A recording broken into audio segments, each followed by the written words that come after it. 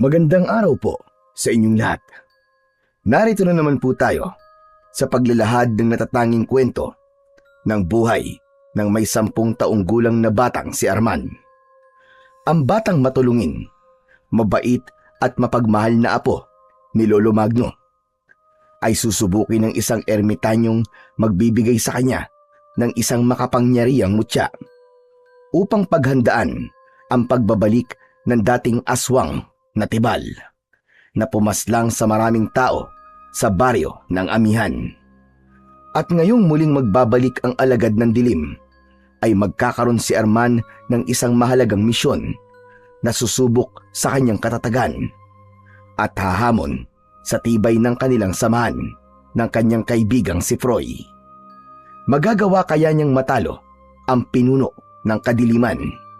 Magtagumpay kaya siyang ipagtanggol ang kanyang mga kababaryo laban sa kasamaan? Sama-sama po nating pakinggan ang pakikipagsapalaran ng batang may mutya ng mata ng kuwago.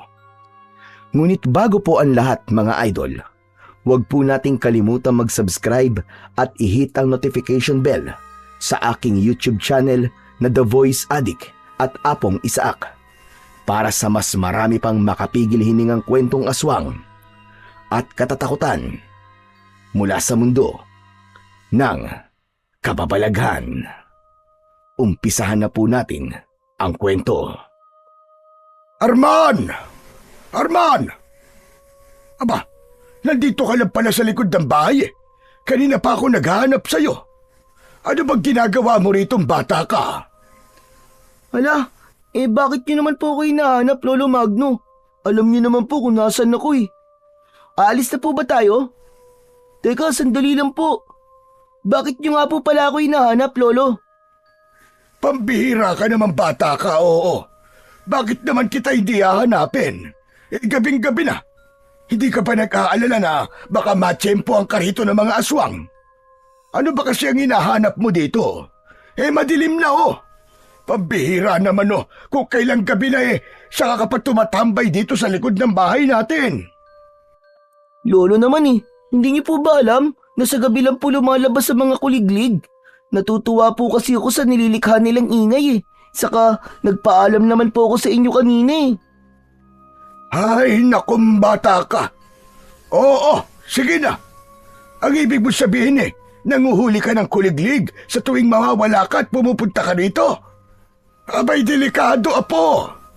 Hindi mo ba alam na dito sa baryo ng Amihan ay marami ang nagkalat na elementong nagtatago sa dilim? Paano kung matsyempoan mo ay ang kuliglig na alaga pala ng isang diwata o engkantong itim? Abay, Diyos ko kang bata ka. Kahit magpaalam ka pa sa akin, delikado yon. Dapat marunong ka pa rin mag-ingat sa lugar na pupuntahan mo. Lolo Magno, nag-iingat naman po talaga ako eh. Saka po, sanay na po sa akin ng mga insektong panggabi. Pakiramdam ko nga po kapag nandito po ako ay masaya po sila. Kaya wag na po kayo mag-alala. Isa pa po, nandito naman po ako sa likod ng bahay natin eh. Abay, kahit na. Kung may humila sa'yo rito at takluban ng bibig mo, walang makakapansin sa'yo dito. Diyos kong bata ito. Halika na nga. Umalis na tayo rito. Teka, alam mo na ba ang balita sa kabilang baryo? Nako, Arman, matatakot ka talaga sa ikikwento ko. Hindi ba't kilala mo naman si Raul, yung kalaro mo nung isang araw?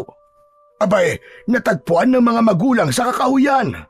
Naliligo sa sariling dugo. At ang nakakatakot pa, ang balat punong-puno raw ng mga butas na para bang nanggaling sa matutulis na pangil. May hinala pa nga ang ilan na aswang daw ang may gawa nun sa bata. Lolo Magno, kasalanan po ni Raul kung bakit po siya napahamak.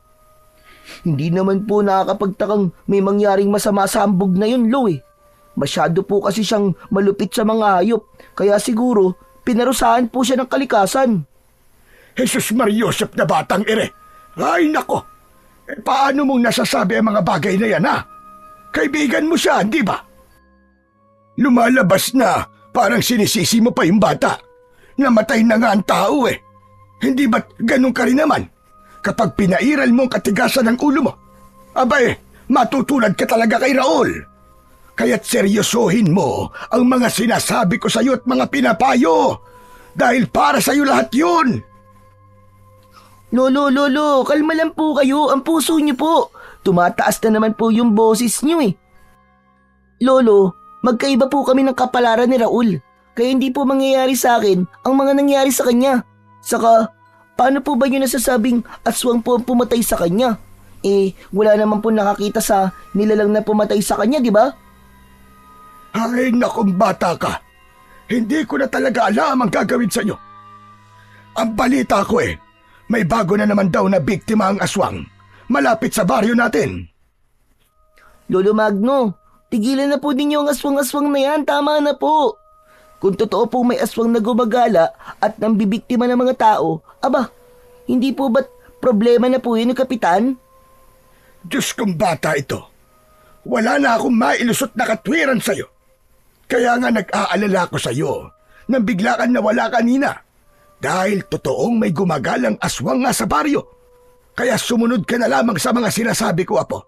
Aba, nag-iisa lang ang buhay natin. Hindi natin maibabalik kapag nawala na. Pasensya na po kung pinag-alala ko po kayo, Lolo. Alam ko naman po na totoo po ang mga aswang. Kaya lang po, paano niyo pong nasabing aswang po may gawa nun? Wala pa naman po nakakakita sa mga nilalang na yon, hindi po ba? Hindi pa naman sigurado, Apo. Tama ka. Kaya lang kakaiba talaga ang pagkamatay nila. Wakwak ang tiyan at nawawala ang laman loob. Kaya alam ng mga tao aswang ang may gawa nun. Ay nako, tara na nga, Apo. Pumasok na tayo sa loob ng bahay. Huwag ka nang manghuhuli ng mga insektong panggabi, ha? Nang hindi na ako palagi nag-aalala sa'yo. Pero Lo, hindi ko naman po pinapatay ang mga nahuhuli kong kuliglig. Ikinukulong ko lang po sila sa palad ko. Pagkatapos po, pinakikinggan ko po mga huni nila. Ang gaan po kasi sa pakiramdam ng nililikha po nilang mga tunog. Pambihira ka talagang bata ka, oo. Alam mo bang ang ikinamatay ni Raul ay ang panguhuli din ng kuliglig? Apo, makinig ka naman sa akin, parang awa mo na. Ano naman po ang koneksyon ng kuliglig sa pagkamatay ni Raul, Lo? Maliit lang naman po silang kulisap na walang kakayaang makapanakit ng tao. Malaki ang koneksyon, Arman. Dahil nakapagtatakang ang napapahamak lamang ay ang mga batang nanguhuli ng kuliglig sa gabi.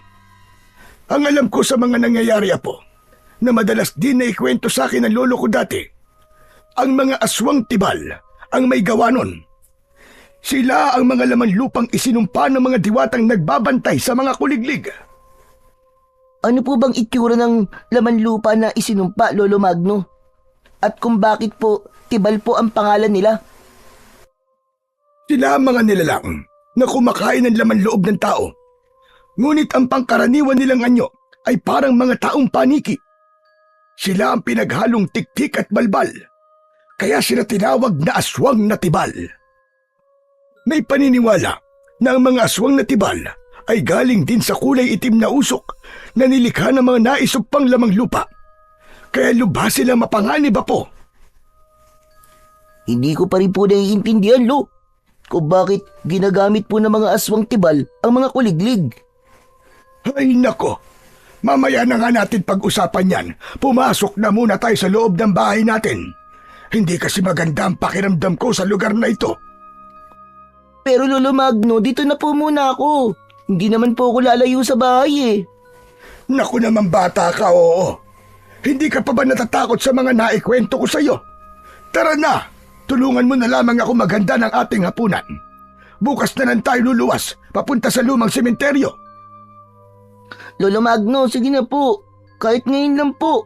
Wala pa po kasi ako nahuhuling kuliglig Hala sige, bahala ka na nga. Basta't wag na wag kang lalayo sa bahay. At pagkatapos ko maghanda ng pagkain, ay tatawagin na rin kita. Hindi mo naman ba sinasaktan o pinapatay ang mga kuliglig? Naku, hindi po, Lo. Pinakakawalan ko rin po sila. Abay dapat lang. Dahil ang inaakala mong walang silbing insekto, ay malaki pala ang maitutulong sa'yo pagdating ng oras na malagay ka sa panganib. Hala, sige na. Bilisan mo na lang manghuli ng kuliglig at malapit ng lumalim ang gabi. Hinintay na muna ng may 10 taong gulang na batang si Arman ang pagpasok sa loob ng kanilang bahay ni Lolo Magno. Bago siya tumakbo papunta sa kakahuyan na malapit naman sa kanilang bahay, nagawa naman sa kawayan at anahaw. Tanging ang liwanag lang ng buwan ang nagsisilbi niyang tanglaw sa daan. Marami rin ang mga alitap-tap na lumilipad sa mga puno. Kaya naman, tuluyang nalibang si Arman sa panonood ng magagandang ilaw na dala ng mga insektong panggabi. Pati na ang tila musikang huni ng mga kuliglig ay nagdulot sa kanya ng kakaibang pakiramdam. Sa Baryo Amihan ay sagana sa nagtataasang mga puno, malawak na bukirin, pati ng mga ilog na malakristal ang linaw. Marami rin ang mga insektong namumuhay rito, katulad ng mga alitap-tap at maingay na huni ng kwago sa tuwing sumasapit ang gabi. Tanging ang insektong kuliglig lamang ang nanganganib ng maubos dahil sa mga kapwa insektong kumakain sa kanila. Ang may 60 taong gulang na si Lolo Magno ang natitira na lamang niyang pamilya na nakakasama sa bahay. Mahigpit ang matanda sa pagbabantay sa kanya, lalo na at marami ang napapabalitang sunod-sunod na pagkamatay ng mga bata sa kanilang lugar. Kaya halos sabik siyang maglayas at makipaglaro sa kapwa niya bata. Pero kahit ganun, hindi naman sumasama ang loob niya sa kanyang Lolo Magno. Naiintindihan niyang takot na itong mawalan ng mahal sa buhay, kagaya na nangyari sa kanyang mga magulang. Namatay ang mga ito sa isang aksidente sa motor at magmula nun ay palagi nang nag-aalala sa kanya ang matanda. Kaya naman, siya na ang tumanggap ng buong pagmamahal nito upang punan ang pagkukulang ng kanyang mga magulang sa kanya. Saktong paglapit niya sa malaking puno ay nakita niya ang isang maliit na kuliglig. Wala yung tigil sa paghuni na parabang mas lalong lumalakas kapag lumalapit siya. Pakiramdam niya ay masaya itong magpahuli sa kanya na tila ba hinihintay siyang lumapit. Tangka na sana niyang ikukulong sa kanyang mga kamay ang kuliglig nang bigla siyang makarinig ng malakas na boses ng isang matandang lalaki. Humihingi ng tulong na bakas sa boses ang labis na takot, kasunod ng mga pag-angil na parabang nauulol na aso. Mariin niyang pinakinggan ang bawat kaluskos sa paligid. Kaya naman, bumilis ang tibok sa kanyang dibdib dahil sa takot. Diyos ko po, nagkatotoo na yata sinasabi ni Lolo Magno. Baka aswang lang yun na nagkukunwaring humihingi ng tulong para biktimahin ako. Nako! Dahil sa labis na takot, ay napilitan si Arman na talikuran ang pinagmulan ng boses ng matanda. Kaya lang, hindi niya matiis ito dahil muling naulit ang pagsigaw ng matandang lalaki habang humihingi sa kanya ng saklolo. Tulong! Tulungan niyo ako! Huwag kayo lalapit! Layuan niyo ako! Talakas ng boses ng matanda ay alam ni Arman na hindi yun isang pagkukunwari, kundi totoong nasa panganib ang may-ari ng matandang boses. Naghanap siya ng kahoy na maaari niya magamit sa oras na harapin niya ang kinatatakutang nilalang ng matanda. Maingat ang mga hakbang ng paa na hindi inaalis ang paningin sa pinagmumula ng komosyon. Bumundol ang kaba sa kanyang dibdib habang papalapit siya sa kinaroroonan ng sumisigaw na matanda. Ilang saglit pa ay tumambad sa kanyang paningin ang isang nakakatakot na nilalang. Nilalapitan nito ang nakaupong matandang lalaki habang panayang atras papalayo sa nilalang. Payat ang katawan ng aswang at nakalantad ang mga buto nito sa likod. Bagamat nakatalikod dito sa kanya, ay alam niyang isang halimaw yun na madalas na nambibiktima sa mga tao. Buong tapang niyang inatake ito gamit ang hawak niyang kahoy. Kaya lang ay hindi man lang natinag ang nilalang at nabali lamang ang ginamit niyang kahoy sa likod nito. Dahan-dahang lumingon ng halimaw sa kanyang kinatatayuan at nagulat siya sa nakitang itsura ng nilalang. Ha? Aswang na tibal! Mukhang paniki ang nilalang! Diyos ko po! May aswang nga! Tumakbo ka na, bata! Bakit ka ba umatake nang hindi ka sigurado sa itsura ng nilalang? Bilisan mo! Takbo! Papatayin ka na! Hindi makapagsalita si Arman. Nanginginig ang kanyang tuhod habang hindi niya inaalis ang kanyang paningin sa nakatayong nilalang. Dahil sa kanya na ito nakaharap habang nakangising tumutulo pa ang laway. Kakaiba rin ang bibig nito na parang sa bibig ng alimango. May patayong hati yun sa labi na kapag humihinga ay bumubuka yun at nalalantad ang malalagari nitong mga ngipin. Lumitaw din ang matutulis nitong mga pangil. Kitang-kita niya rin ang malapot na laway na nasa loob ng bunganga ng nilalang. Kaya naman, ang labi ng aswang ay halos tumaklob na sa mukha nito. Takbo na! Tumakbo ka na! Saka lang natauhan si Arman sa malakas na boses ng matandang lalaki. Agad siyang pumihit ng takbo pabalik sa kanilang bahay. Kaya lang, biglang lumukso ang nilalang at humarang yun sa kanyang daraanan.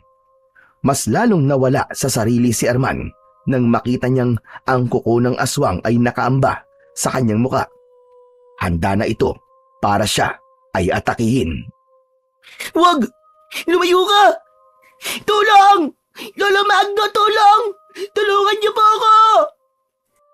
Naramdaman ni Arman ang matinding pagsisisi na hindi siya nakinig kay Lolo Magno. Umagos ang masaganang luha sa kanyang mga mata nang makitang ang nilalang ay dahan-dahan ang humahakbang papalapit sa kanyang kinaroroonan. Hindi niya maalis ang kanyang paningin sa aswang na parabang nagmistulang patay na muling nabuhay. Kaya naman, wala siyang pakialam kahit saan pa siya mapunta. Ang mahalaga ay makalayo siya sa nilalang na yon na nagbabantang umatake sa kanya. Mabilis ang kanyang takbo na halos hindi na lumapat ang kanyang mga paa sa lupa. Ilang beses din siyang natitisod at bumabagsak sa lupa. At dahil sa labis na takot ni Arman, wala na rin siyang pakialam sa kung anong matulis na bagay ang bumabaon sa kanyang binti at paa. Sa madilim na bahagi ng kakauyan at tahimik na gabi, nagmistulang kulungan yun na tila hindi siya makalabas sa gubat. Kasabay ng mga huni ng kuwago ay nadagdagan yun sa takot na kanyang nararamdaman. Hanggang sa nakita niya ang makapal na dahon ng halaman. Doon siya nagtago habang hinahabol ang sariling paghinga dahil sa labis na pagod. Diyos ko! Panginoon ko! Tulungan niyo po ako! Ayoko pa pong mamatay! Nagligtas lamang po ako ng buhay! Nakasilip si Arman sa siwang ng malagong dahon ng halaman, habang ang konting liwanag ng buwan ay sumisilip din sa gawi ng kanyang kinaroroonan. Maya-maya pa, nakarinig na siya ng malalalim na paghinga ng isang nilalang. Kasunod, ang malakas na kaluskos ng mga paa na dahan-dahan sa paghakbang. Halos manlaki ang kanyang mga mata nang makita ang nilalang na tumigil sa tapat ng pinagtataguan niya. Palinga-linga pa ito sa paligid na tila ba hinahanap siya. Naluluwa na ang mga mata ni Arman habang titig na titig siya sa pagbukas at pagsara ng hati ng bibig ng aswang. Nagsipagtaasan ang mga balahibo niya sa katawan. Kaya naman, para mapigilan ang takot, nakagat niya ang kanyang palad at itinaklob niya yon sa kanyang bibig. Bawat paglinga ng aswang ay nagugulat siya at gustong-gusto niya nang tumakbo papalayo sa lugar na yon. Sa isip ay nasaan na ang matandang tinulungan niya dahil siya naman ang nasa panganib ngayon. Nakahinga lang siya ng maluwag nang umalis sa tapat niya ang aswang. Akma na sanang lalabas sa pinagtataguan si Arman nang may mga palad na tumaklob sa kanyang bibig at ibinalik siya sa halamang pinagtataguan. Nakita niya ang matandang tinulungan niya. Nasa likod niya ito at habol pa rin ang hininga. Huwag ka munang lumabas, iyo. Dito ka muna magtago. Lolo, ano po bang klaseng nilalang yun? Akala ko po pinabayaan niyo na ako eh. Pagkatapos ko po kayong tulungan. Hindi ko yun magagawa, Arman. Dahil sa pagkakaligtas mo sa akin, kaya buntik ka nang mapahamak. Teka, kilala niyo po ako? Bakit hindi ko naman makikilala ang batang may mabuting kalooban? Isang batang mahilig tumulong sa iba at palaging gumagawa ng kabutihan sa kapwa. Eh hindi ba't kaya ka naman nandito ay dahil binabantayan mo mga kuliglig? Hindi mo naman totoong hinuhuli ang mga yon para paglaruan, hindi ba? Ha? Ano po, Lolo? Huwag mo nang itanggi. Madalas kitang nakikita rito sa tuwing nagpapahinga ako. Alam mo bang dahil sa ginagawa mo, ay may mga buhay kang naililigtas? Diyos ko po, paanong nakakapagligtas po ako ng buhay, Lolo?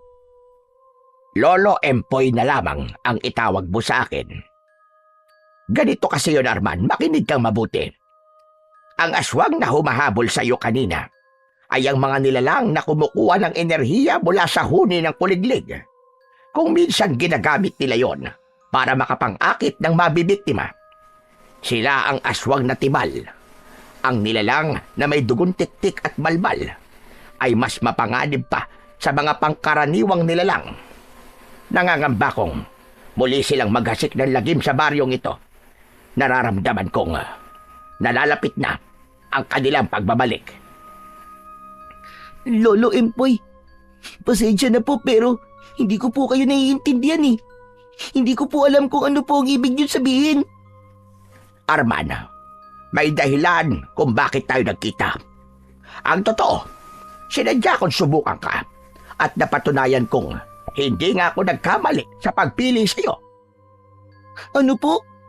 Pagpili po saan? Ano po ba yun, Lolo Empoy? Pagpili sa batang haharap at lalaban sa mga aswang na tibal.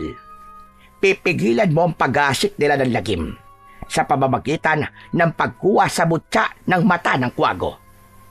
Ikaw lang ang nakikita kong magtatagumpay sa pagpatay sa pinuno ng aswang na tibal. Ang totoo nito, nasira ang kanyang kulungan at siya ang pumapatay sa mga nabibiktimang mga bata ngayon. Ginagamit niya ang kuliglig para mangakit ng mga kabataan at magpalakas ng kapangyarihan. Malapit na siyang bumalik dahil alam kong nakakapag-ipon na siya ng mga alagad. Teka, sandali lang po, Lolo Empoy. Bakit ko naman po yung gagawin? Saka, ano pong pag-asik ng lagim ang sinasabi nyo? Pati na po ang tungkol sa nasirang kulungan. Naguguluhan po ako sa inyo eh.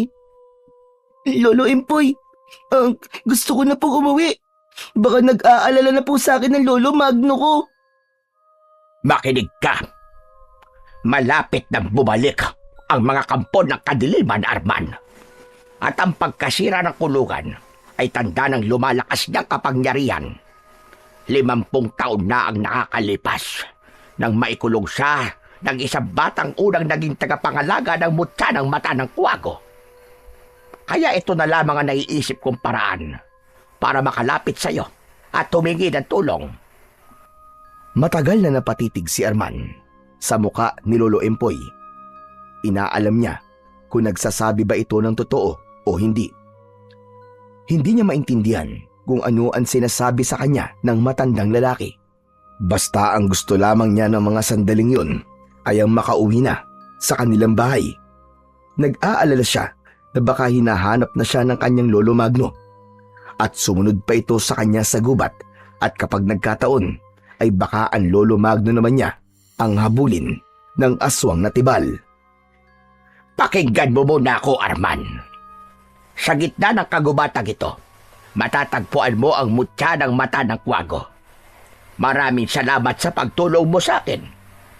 Baybayin mo lang ang daan na to at makakarating ka na sa bahay nyo. Sinundan ni Arman ang masukal na daan na itinuro sa kanya ni Lolo Empoy. Sa muling paglingon niya sa kinaroroonan ng matanda, ay wala na ito. Naupaupo siya ng tuluyan sa lupa. Takot na takot siyang inilinga ang paningin sa paligid ng gubat. Ngunit walang palatandaan na naroroon pa rin ang matandang lalaki. Hindi niya maipaliwanag ang kanyang nararamdaman ng mga sandaling yun. Kaya naman, mabilis siyang tumayo at tinahak ang daang itinuro sa kanya ng matanda. Sa pagtataka niya, ay malapit lang pala ang kinaroroonan niya sa kinatatayuan ng bahay nila. Bukod pa ron, sa tagal ng pagtakbo niya kanina ay pakiramdam niya ay inililigaw na lamang siya at nagpapaikot-ikot sa gubat na yon. Mula sa kanyang kinatatayuan ay natanaw niya ang kanyang lolo Magno. Nakahawak ito sa dibdib habang pabalik-balik sa paglalakad na tila ba hinihintay siya. Umagos kagad ang luha niya sa kanyang pisngi nang matanaw ang matanda. Lolo Magno! Hay nakong bata ka! Saan ka ba nanggaling, Apo? Masyado mo kong pinag-alala. Lolo Magno! Patawarin niyo po ako ha.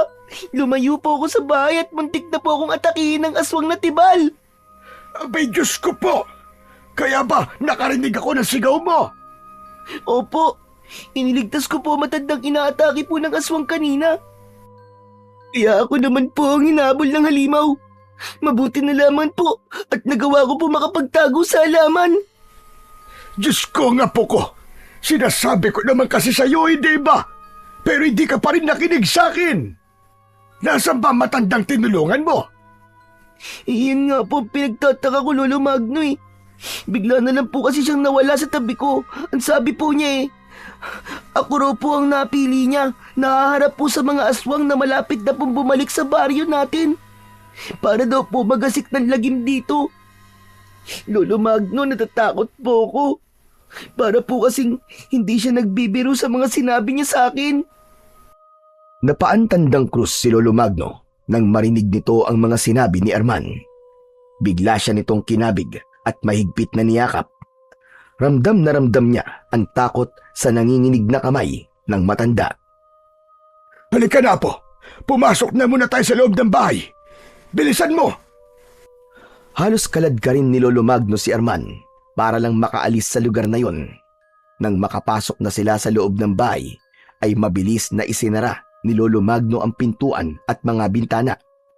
Halata sa kilos nito ang pag-aalala dahil napapadalas ang paglinga sa paligid. Kaya naman, nagtanong na si Arman. Teka, Lolo Magno. Bakit po parang bigla po kayong natatakot? Apo, hindi mo ba alam na mapanganib kung magbabalik ang mga aswang na tibal? Sino ba matandang nakausap mo kanina?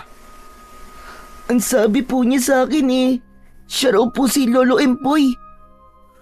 Tuluyang napalugmok sa upuang gawa sa kawayan ng matanda. Nanghihina itong sunod-sunod ang pagbuntong hininga. Napansin din niya ang panginginig ng mga kamay nito habang hindi ito makatingin sa gawi niya. Mas lalong kinabahan si Arman sa kakaibang ikinikilos ng kanyang lolo. Lolo Magno, ano po ba nangyayari sa inyo? Bakit bigla po kayo nagkakaganyan nang mabanggit ko po ang pangalan ni Lolo Empoy? Kilala niyo po ba siya? Apo, hindi siya ordinaryong tao. Isa siyang diwata. At ang pagpapakita niya sa iyo ay isang masamang pangitain na malapit na nga magbalik ang kampo ng kadiliman. Sila ang mga nilalang na umubos noon sa mga batang nakatira sa baryong ito. Si Lolo Empoy, isa siyang babala para sa iyo. Nangangahulugang nasira na ng pinuno ng laman lupa ang kulungan niya. Ang pinunong ito ay may kakayahang sumanib sa katawan ng tao para gawin niyang alagad at aswang na tibal. Malakas ang kutob kong naghihiganti siya sa mga nangyari sa kanya.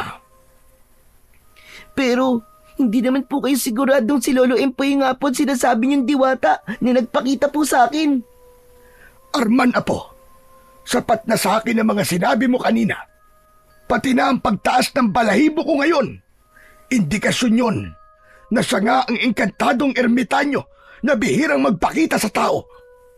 Kung siya ay nagpakita sa iyo at nakausap mo pa, malamang na kailangan na naman muling may gumamit sa mutya ng mata ng kwago. Hala, Lolo, alam niyo rin po yung tungkol po sa mutya ng mata ng kwago? Sunod-sunod na pagtango ang itinugon ni Lolo Magno sa tanong ni Arman. Pagkatapos ay kumuha ito ng tubig sa kusina at sunod-sunod ang paglagok nito sa pag-inom ng tubig.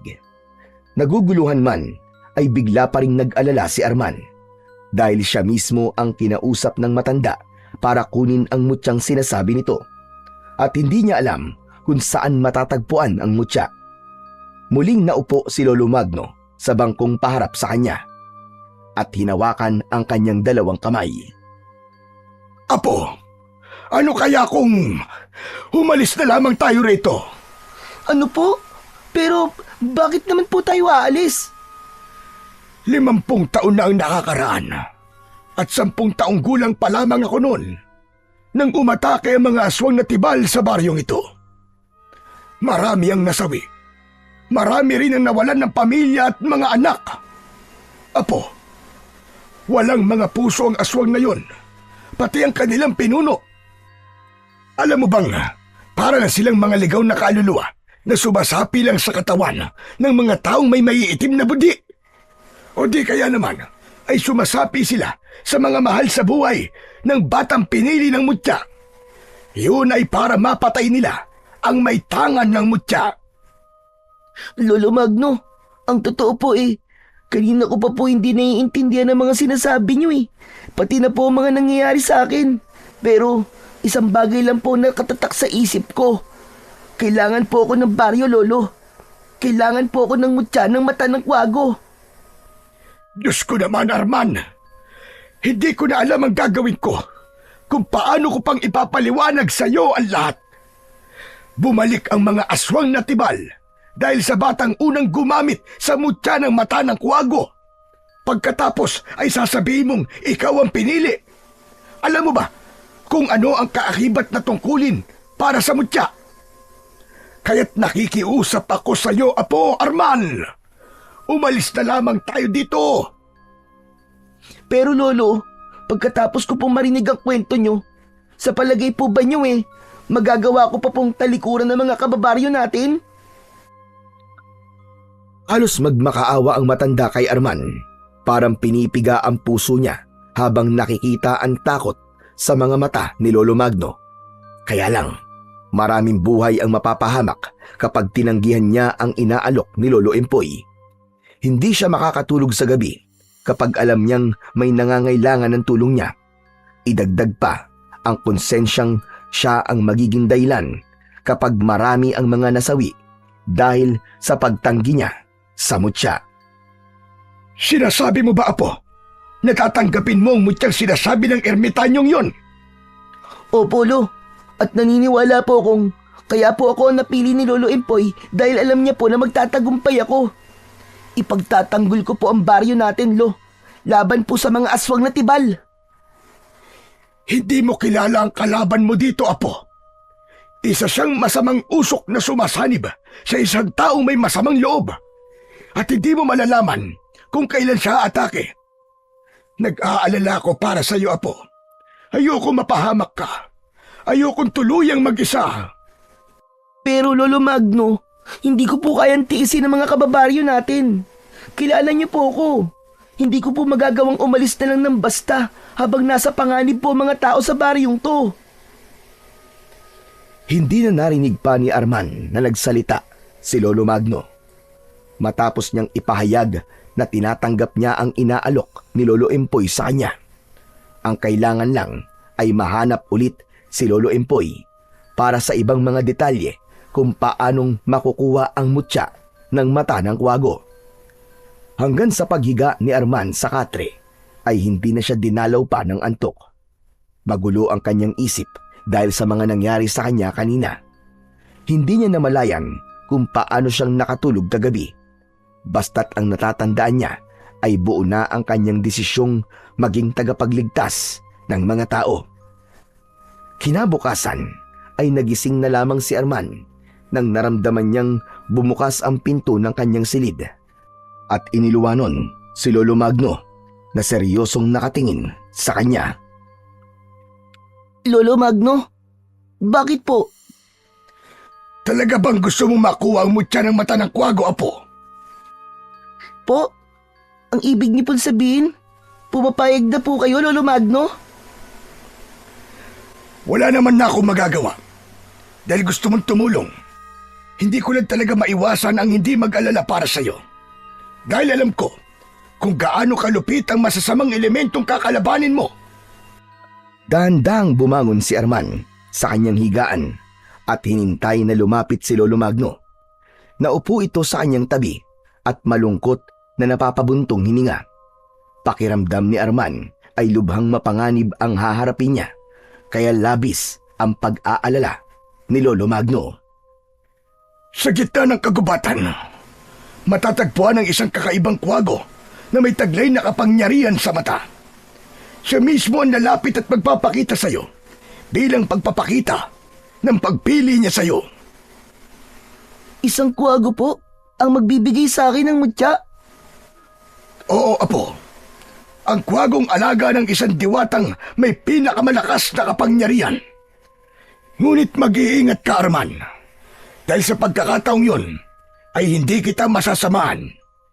Hindi nagpapakita ang maiwagang kwago sa ibang tao. Sinasabi niyo po bang ako lamang po mag-isa ang pupunta sa gubat na yun, Lolo? Sa pinakapusod ng kagubatan, naninirahan ng isang maiwagang kwago. Malayo ka pa lang ay malalaman na niya kung ikaw ang bagong itinakda para sa mutya ng mata ng kwago. Nag-aalala ko dahil hindi magiging madali ang pagpunta mo sa bundok na yon. Marami ang magtatangka sa buhay mo. Mga nilalang na susubok umagaw sa mutya.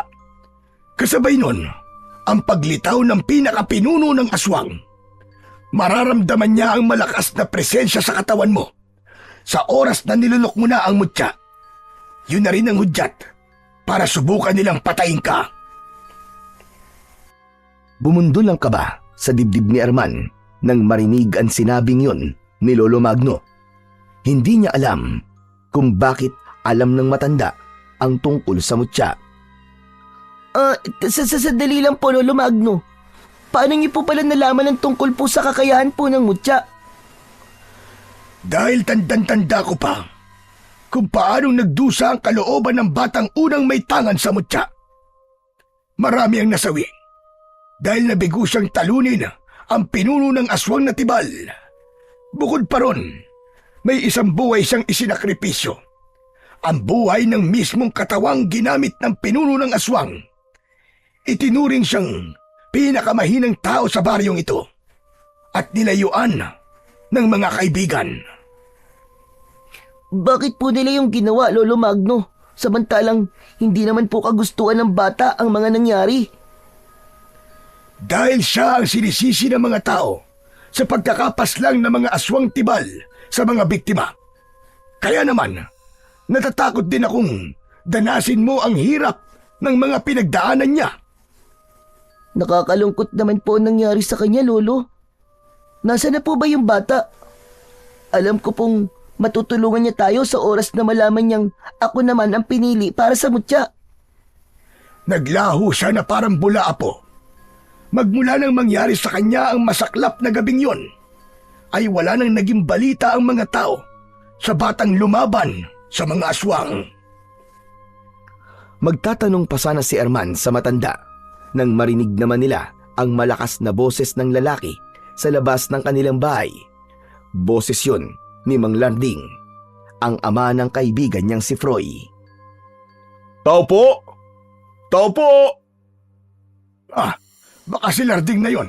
Halika na, puntahan natin siya sa labas. Kinausap ko siya kahapon na siya na lamang ang mag-aatid sa atin sa puntod ng mga magulang mo. Kasama niya si Froy para hindi ka mainip sa biyahe. Halika na.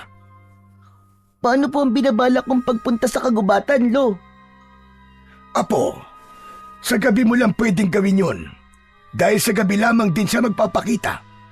Makikilala mo kagad ang maiwagang kwago dahil sa liwanag na bumabalot sa kanyang katawan. Hala, sige na, tumayo ka na dyan at kakausapin pa natin si Larding. Teka, sandali lang. Apo, makinig ka. Walang ibang dapat na makaalam ng tungkol sa mutya pati na ang tungkol sa aswang na umatake sa iyo kagabi. Opo, Lolo Magno. Alam ko naman po yun. Kaya alam po paano po si Froy? Hindi po kami naglilihim sa isa't isa Pues, ngayon ay simulan mo nang maglihim sa kanya. Wala kang dapat na pagkatiwalaan, kundi ang sarili mo lamang.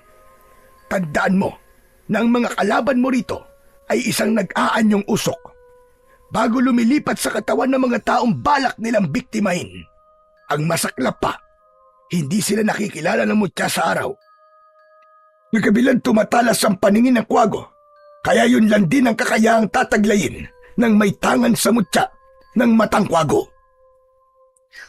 Paano pong sa gabi lang sila nagtataglay ng kakaibang kakayahan, Lolo Magno? Kakayahan ng mutya ay tulad ng kakayahan din ng kwago. Kung ang tanong mo ay ukol sa kakayahan ng kwago, tulad ng matalas na paningin sa dilim, katalinuhan o pagiging tahimik at mapagmasid, hindi ito literal na umaabot o umiiral hanggang sa araw.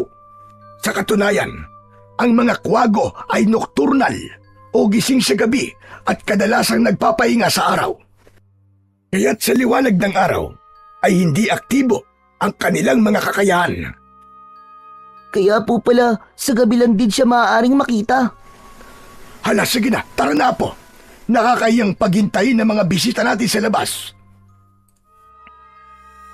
Isa munang malalim na buntong hininga ang pinakawalan ni Arman bago siya sumunod kay Lolo Magno. Palabas ito ng kwarto at diretso sila sa labas ng balkonahe.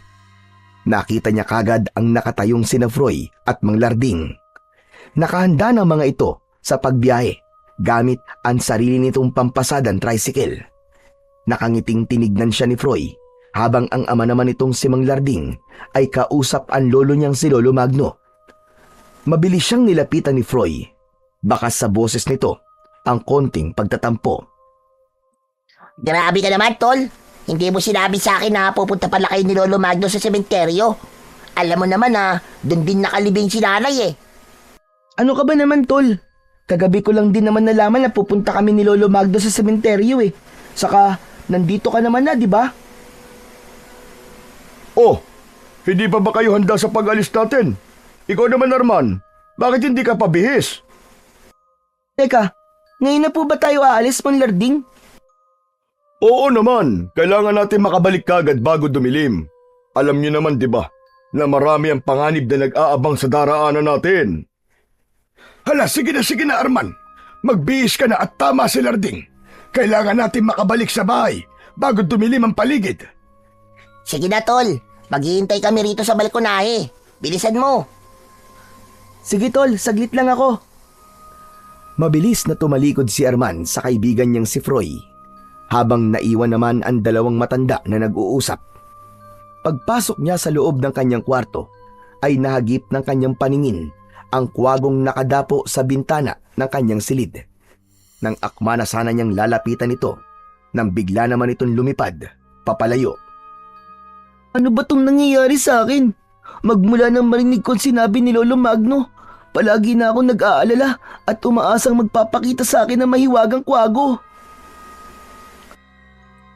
Sa kabila ng magulong pag-iisip ni Arman ay ipinagpatuloy niya ang pagpapalit ng damit.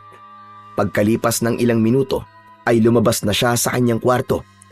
Nauna nang sumakay sa sasakyan si Mang Larding, habang sina Froy at Lolo Magno naman ay hinintay siyang lumabas ng bahay.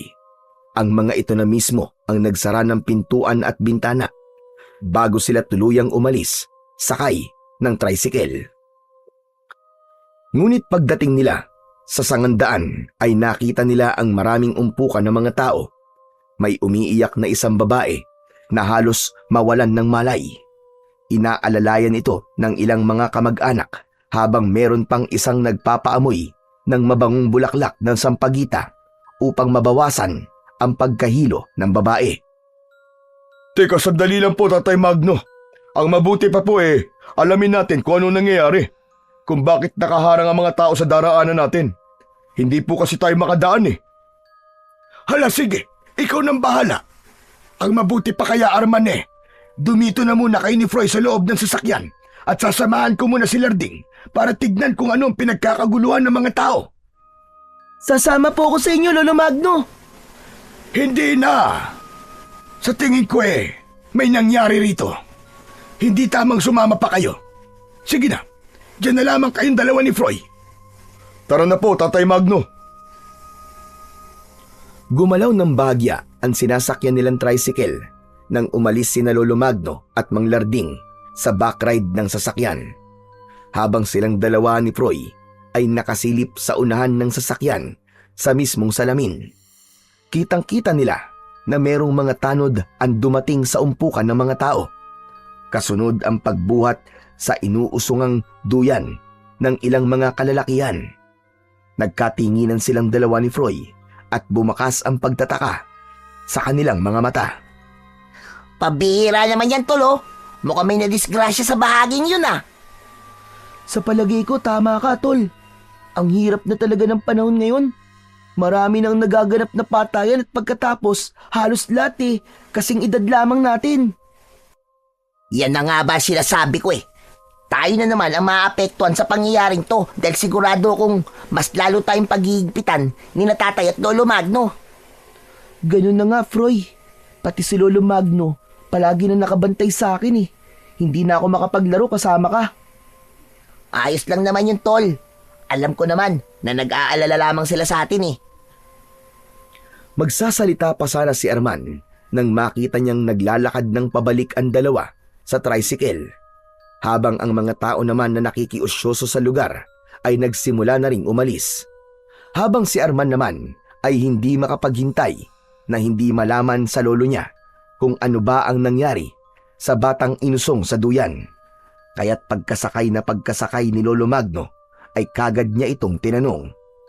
Lolo Magno, ano po nangyari sa batang nakalagay po sa duyan na gawa po sa tela? Ay naku, Apo. Ang mabuti pa kaya huwag mo nang alamin. Masyadong brutal ang pagkakapaslang sa bata. Mukhang tama nga po yata ang kumakalat na balita, Tatay Magno, na may aswang na raw po na nakapasok sa baryo natin. Kaya ikaw, Froy, makinig ka sa mga sinasabi ko. Nakikita naman ninyo kung ano nangyayari sa mga batang matitigas ang ulo. Hala, nakikinig naman po ako sa inyo, Tay eh. Dapat lang, dahil ang sinasabi ko sa iyo ay hindi naman para sa akin. Para sa iyo yun, dahil ayoko mapahamak ka. Ang dapat po pala, Mang Larding, magkaroon ng malawakang pagroronda sa baryo natin nang sa ganun po mabawasan po mga namamatay na bata. Bukod pa ron, Arman, kailangan bawasan rin ng mga bata ang katigasan ng kanilang ulo nang hindi sila napapahamak. Naku talaga, kung sa akin nangyari at namatay ang anak ko dahil sa mga aswang na yun, baka hindi ako makatulog. Araw-gabi ko silang hahanapin. Baka nga ultimong alagang hayop na mga aswang na yan, patayin ko. Hay nako, Larding. Pambihira ka naman, tao ka. Nasa harap ka ng anak mo, hindi mo dapat sinasabi ang mga bagay na yan. Hala, sige na. Paandarin mo na itong sasakyan at nang makaalis na agad tayo. Si Mang Larding ang isa sa pinakamahalagang tao sa buhay ni Lolo Magno. Kahit hindi ito kadugo ng matanda, ay itinuring na nila itong kapamilya. Si Mang Larding ang nag-iisang kaibigan ng kanyang amang si Mang Hiner bago ito namatay at ibinilin nito kay Mang Larding si Lolo Magno. Kaya magmula noon ay parang ito na ang pumalit na anak ng matanda. Naging matalik silang magkaibigan ni Froy na halos ang turingan nila sa isa't isa ay para nang magkapatid. Parang sila ang bagong bersyon ng kanilang ama. Muling binuhay ni Mang Larding ang makina ng tricycle at mabilis na pinaandar yun. Nadaanan pa nila ang ilang bahid ng dugo na dumikit sa lupa. Kaya naman, biglang nakaramdam ng pag-aalala si Arman dahil sa sunod-sunod na pagkamatay ng mga batang lalaki. Ang ipinagtataka lamang niya ay kung bakit halos lahat ng edad ng nagiging biktima ay mga kasing edad lamang niya. Pagkalipas ng ilang minutong pagbiyahe ay narating na nila ang sementeryo. Naunang bumaba si Mang Larding at Froy papunta sa puntod ng nanay nito, habang silang dalawa naman ni Lolo Magno ay nanatiling nakatayo malapit sa may tricycle. Lolo Magno, yung po bang nangyari kanina? Konektado po ba yun sa aswang na pinag-uusapan natin? Pambihira na yan, oo. Ano ka ba naman, bata ka? Hindi ba't kabilin-bilinan ko sa'yo kanina na hindi natin pag-uusapan yan dito? Pero tayong dalawa lang naman po nandito ngayon eh. Kasi nauna na po si Namang Larding at Froy sa puntod ni Aling Sisa. Hindi ko lang po maiwasang hindi mag-alala, Lolo. O tapos ngayon, nag-aalala ka na. Simula pa lamang ito, Apo. Marami ka pang makakasagupang mga aswang sa oras na mahawakan mo na ang mutya. Lalo na kapag pumasok na yon sa katawan mo. Wala nang atrasan to. Hindi yun mainit na kanin na kapag napasok ka, ay iluluwa mo. Kapag nalunok ko na po ang mutya eh, matatanggal pa po ba to sa loob ng katawan ko? Matatanggal mo lang ang mutya sa loob ng katawan mo kapag natalo mo na ang pinuno ng mga aswang. At hindi lang basta roon natatapos sa mga pagsubok na kakaharapin mo. Kaya dapat palagi kang handa. Tandaan mo, Apo, may kapangyarihang taglay ang kalaban mo. Pero Lolo Magno, bakit po ba niyo yan sinasabi sa akin? Para po kasing tinatakot lamang po niyo ako eh. Dahil sinasabi ko to sa'yo, para pag-isipan mong mabuti ang magiging desisyon mo. Hala, sige na. Lapitan na natin ang puntod ng mga magulang mo. Huwag na muna natin pag-usapan dito tungkol sa mutya. Nagkakaintindihan ba tayo, Arman? Opo, Lolo Magno. Pero kailangan ko pa rin po makipag-usap kay Lolo Empoy. Arman, Apo. Tama na. Hindi yan dapat dito pinag-uusapan. Nandito tayo para alalahanin ang araw na ito bilang anibersaryo ng pagkamatay ng mga magulang mo. Ang kulit mo talaga. Hindi ka nakikinig sa mga sinasabi ko eh. Tila gumuhit ang kirot sa puso ni Arman nang marinig na anibersaryo na pala ng pagkamatay ng kanyang mga magulang. 5 taon na rin ang nakakalipas magmula nang mawalan siya ng ama at ina. Masakit man sa kanya na hindi niya kasama ang mga magulang, subalit nagpapasalamat pa rin siya na may Lolo Magno siyang palaging nagbabantay sa kanya. Maraming gumugulo sa kanyang isip. Inaalala niya kung paano niya mahahanap ang mutya ng mata ng kwago. Nararamdaman din niya na tila pasikip na ng pasikip para sa kanya ang baryong ginagalawan. Pakiramdam niya ay meron siyang isang napakahalagang misyon na dapat tuparin. Bukod pa ron ay nararamdaman din niya ang takot na baka matulad siya sa unang batang nagtaglay ng mutya. Mabigo rin siya at mawalan ng mga mahal sa buhay. Ilang oras lang ang itinagal nila sa harap ng puntod. Nag-alay lamang sila ng konting bulaklak, kandila at taintin na panalangin bago nila pinagmasdan ang paligid ng lumang sementeryo. Sa gitna ng masukal na damuhan, nakalitaw ang mga lumang puntod na tila nililimot na ng panahon. Ang mga nicho'y may lamat at kupas na pintura at ang ilan ay bahagyang lumulubog na sa lupa. Animoy pilit na nilalamon ng daigdig ang alaala ng mga nakalibing. Pabaling-baling ang hangin, sumasayaw sa alikabok at ang mga tuyong dahon na natatangay ng ihip ng hangin. Nababalot ng lungkot ang kapaligiran. Ang mga punong kahoy sa paligid ay matatayog at may baluktot na sanga na animoy mga daliring nakikisalo sa dasal ng mga patay.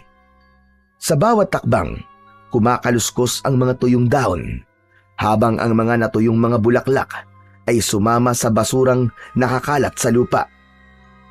Saka lamang nila nilisan ang lugar at muling bumalik sa kanilang mga bahay.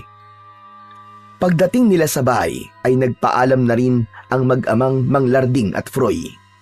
Ayon dito ay bigla raw sumama ang pakiramdam ni Mang Larding.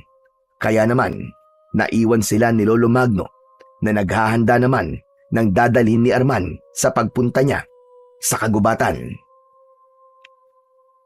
Ilang oras talaga po ay malapit ng dumilim ang paligid.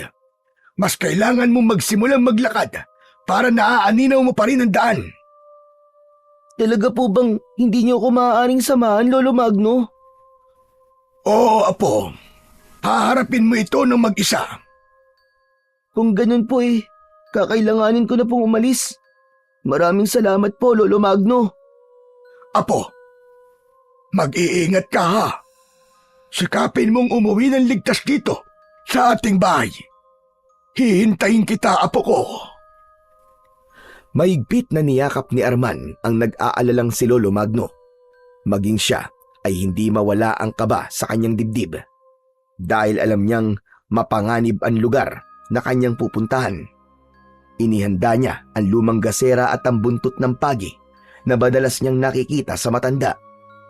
Mabigat ang hakbang ng mga paa na nagsimula na siyang maglakad papasok sa kakawyan.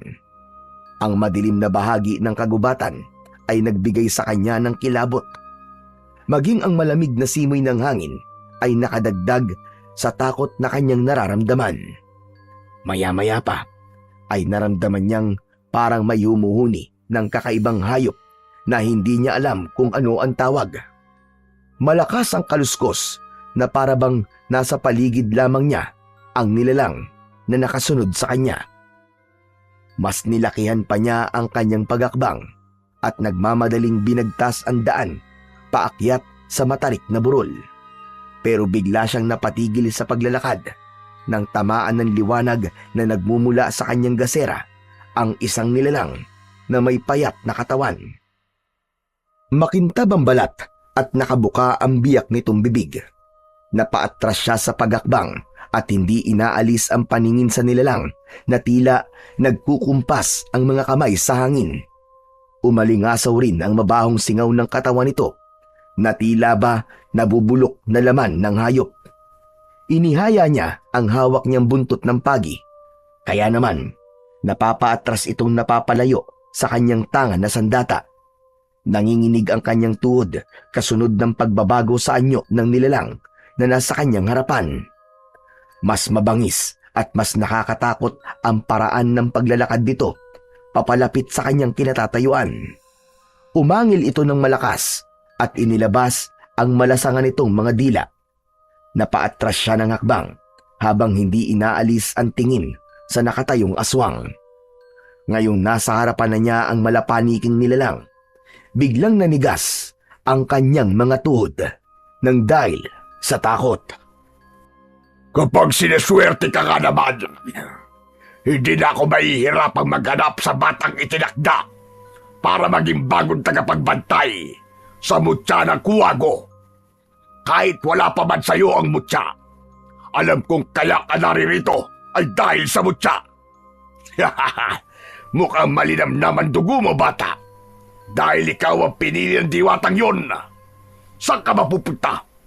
Hahanapin mo na ba kung nasa na mutya? Maaari ba akong sumama? Ako po! Hindi! Nagkakamali ka po! Hindi ako pinili at wala rin akong alam sa mutya! Kaya umalis ka na sa daraanan ko! Huwag ka lalapit! Lumayo ka! Lumayo ka! Huwag ka nang magsinungaling, bata! Alam kong kaya ka nandito ay dahil sa mutya. Hindi ka makakarating dito sa pusod ng kagubatan kung wala kang pakay sa lugar na to, tama ba? Kanina pa kitang sinusundan at alam kong ikaw ang batang nakaukit sa propesiya. Ikaw ang bagong pumalit sa batang tinalo ko noon. Nagkakamali ka! Lumayo ka sa akin! Kung ayaw mo masaktan, lumayo ka! Bakit naman ako lalayo? Nandito ka na. Palalampasin ko pa ba ang pagkakataong mapapatay ko na ang batang pinili? Hindi ako tanga para pakawalan ka pa. Hindi ko hahayaang may makakuha ng mutya ng mata ng kuwago. Kaya humanda ka dahil papatayin kita. Mabilis na sumugod ang aswang na tibal. Sa isip niya ay ito marahil ang pinunong kinatatakutan. Hindi niya alam kung kaninong katawan ang sinaniban nito, kagaya ng sinabi sa kanya ni Lolo Magno. Ang aswang tibal ay may kakayahang pumasok sa katawan ng isang taong dati nang may masamang kalooban. Ngunit pwede rin na isa sa mga taong malapit sa kanyang puso. Kaya naman, bumundol lang kaba sa kanyang dibdib. Iniwasan niya ang bawat pag-atake nito gamit ang mahahabang kuko. Nabitiwan niya ang hawak niyang gasera, kaya't kumalat ang apoy sa damuhan. Lumikha yun ng nakakapasong liwanag, kaya walang nagawa ang aswang kundi ang tumigil sa pag-atake.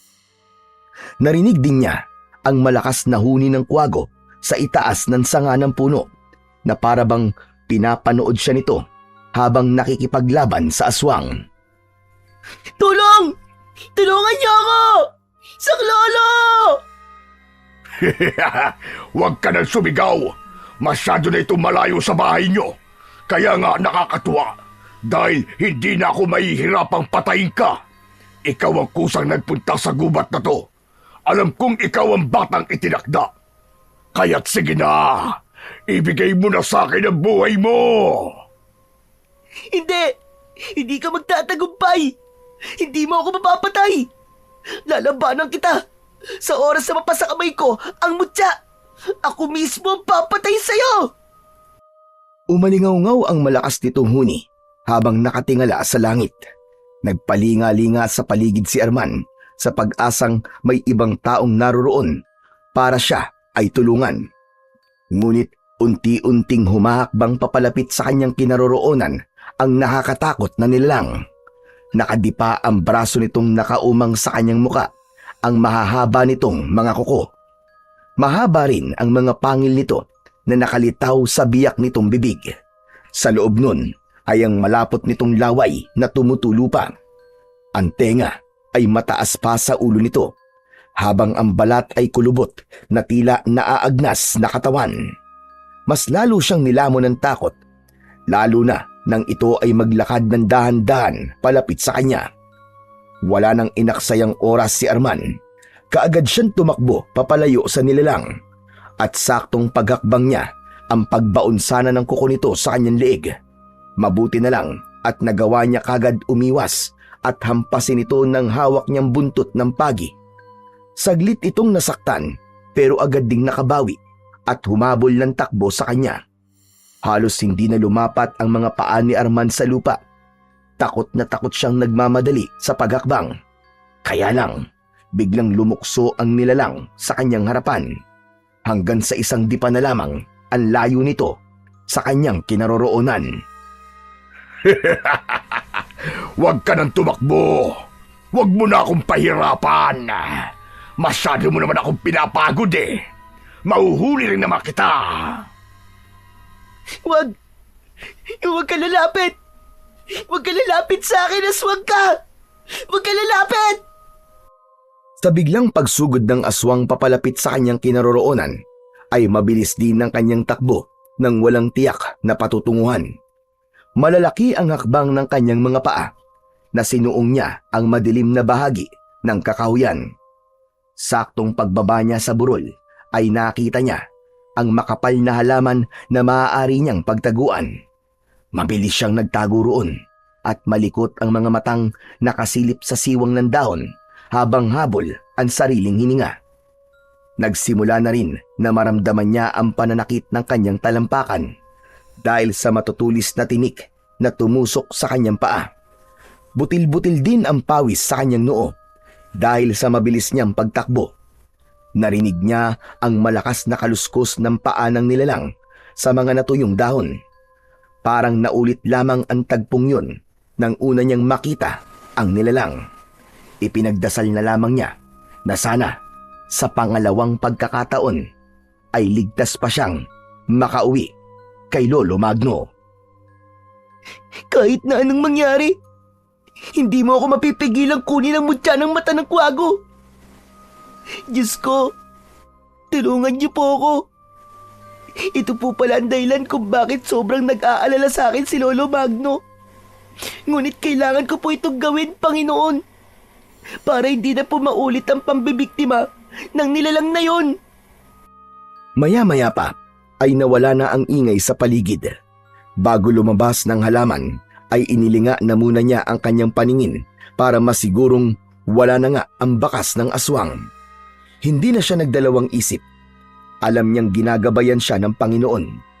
Malalaki ang hakbang ng mga paa na nagpunta siya sa pusod ng kagubatan.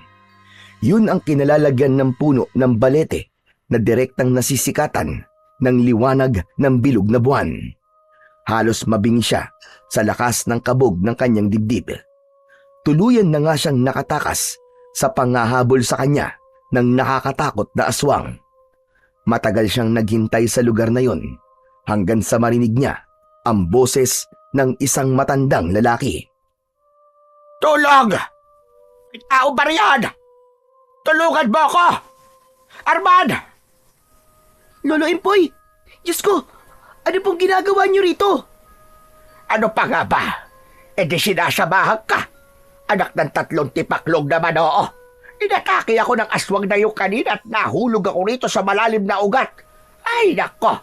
Hanggang kailan ba matatapos ang kamalasang ito? Hindi alam ni Arman kung matatawa ba siya o magtataka sa ikinikilos ng matanda. Sa tuwing nagkikita kasi sila, palagi na lamang itong nalalagay sa panganib. Kung hindi inatake ng aswang, ngayon naman ay naipit sa ugat ng puno at hindi makatayo. Hinawakan niya ang kamay nitong nakalahad sa kanya at hinila niya ito pakabig para alalayan itong tumayo.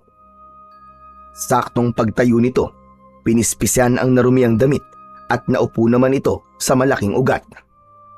Habol ang hininga na pangiwi-ngiwi pa ang muka dahil sa sakit ng sugat sa paa nito. Nagpunta po ako rito, Lolo Empoy, para po dun sa mutya na sinasabi niyo. Kung ganun pala, ay tinatanggap mo na ang inaalok ko sa'yo. Nakita mo naman siguro ang nilalang na muntik nang umatake sa'yo kanina. Opo, Lolo Empoy. Kaya alam po mukhang mabibigo po ako ngayon na mahanap po ang mutyang sinasabi niyo dahil nandito po kayo Pambihirang bata ito.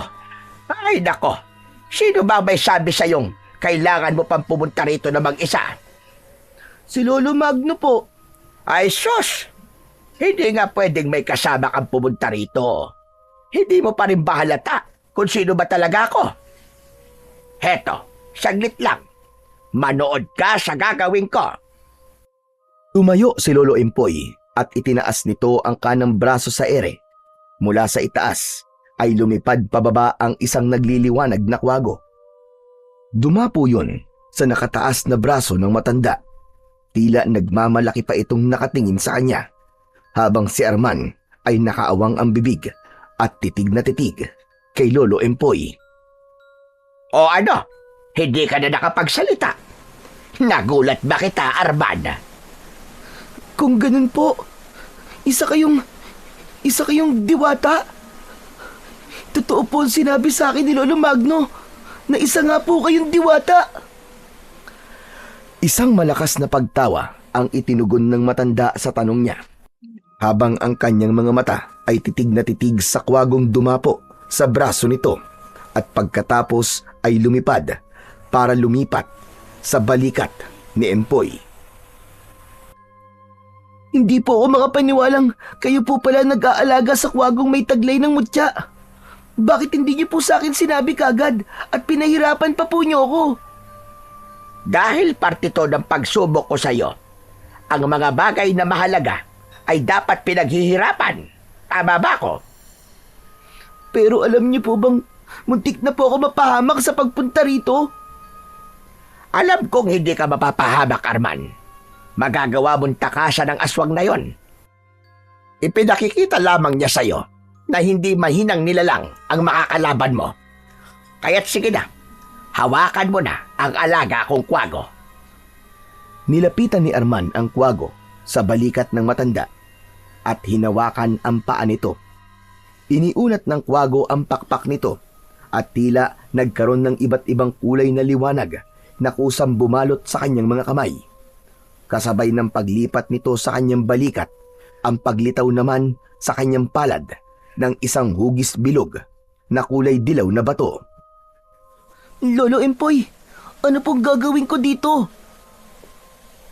Kailangan mo lulukin ng kulay dilaw na batong yan At sa oras na malalagay ka sa panganib, ay kusan lalabas ang kakayahan ng mutya. Pero ano po bang mangyayari sa akin kung sakaling lunukin ko na po ang batong to? Huwag kang mag-alala. Wala kang mararamdamang sakit sa oras na pumasok ang mutya sa katawan mo. Nagdadalawang isip man ay itinuloy na ni Arman ang kanyang paglunok sa mahiwagang bato. Madulas yun sa lalamunan na parang maanghang. Kasabay ng pagkakaroon ng kulay dilaw niyang mga mata, ay nagulat siya sa itsura ng paligid. Alam niyang madilim ang gubat na yon, pero nagmistulang umaga sa kanyang paningin. Ultimo ang maliliit na kulisap sa puno ay nakikita niya, maging ang mga galaw ng mga hayop sa paligid ay naririnig niya. Marami pa sanang katanungan si Arman, ngunit pagharap niya sa matanda ay mabilis ulit itong naglaho. Patunay lamang na ang matandang tinulungan niya at nakakausap niya ay tunay na isang diwata. Saktong pagbabago sa kanyang paningin ay mabilis niyang binagtas ang daan pauwi sa kanilang bahay. Dala ang buntot ng pagi, subalit pagdating niya sa bahay ni Lolo Magno, si Froy ang nakita niyang nakaupo sa upuang bangko na gawa sa kawayan. Tila ba hinihintay siyang dumating. Hindi niya alam kung bakit bigla siyang kinabahan nang makita ang malungkot na anyo ni Froy. Ni hindi nito namamalayang nakalapit na siya sa tabi nito. Habang ang matandang si Lolo Magno ay mahimbing nang natutulog sa mahabang bangko sa loob ng sala. Tol? Froy! Froy! Saka lang napapitlag sa gulat si Froy nang maramdaman nito ang kanyang palad sa balikat nito. Namumugto ang mga mata nitong parang nanggaling sa matagal na pag-iyak. Tol, ano nangyari sa'yo? Anong ginagawa mo rito? Ha? Wala.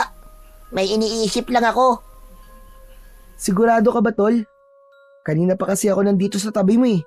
Hindi mo ako napapansin. Bakit, Tol? Sinasabi ka ba kanina sa akin? Pambihira ka talaga, oo. Kilala kita kapag may problema ka. Ano ba kasi yun? Baka may maitutulong ako sa'yo. Tol? Ano kasi, Tol eh? Diyos ko, hindi ko alam kung paano ko to sasabihin sa'yo eh. Hindi ko alam kung maniniwala ka. Ano ka ba naman, Tol? Kailan ba ako hindi naniwala sa'yo? Ano ba kasi yun?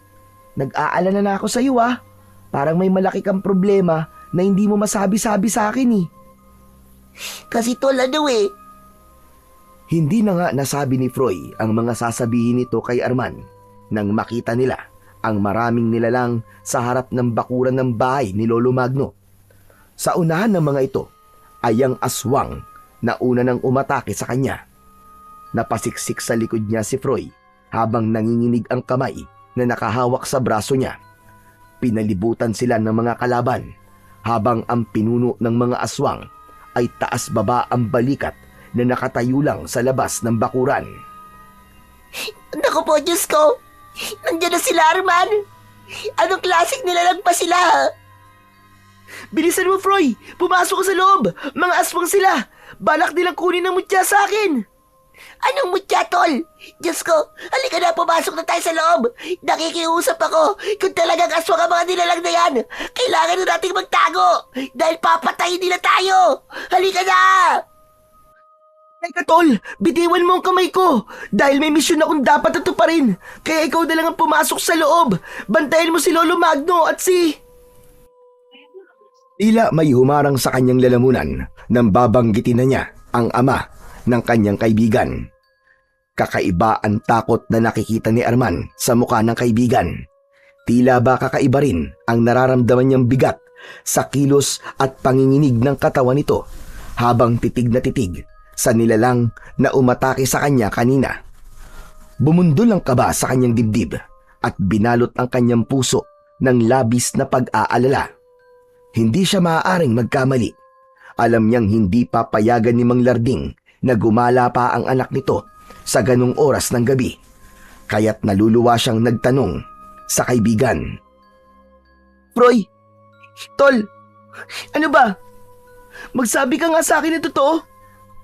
Nasaan si Mang Larding? Nasaan ang tatay mo? Diyos ko, tulungan mo ako, tol. Iligtas natin si tatay. Ano?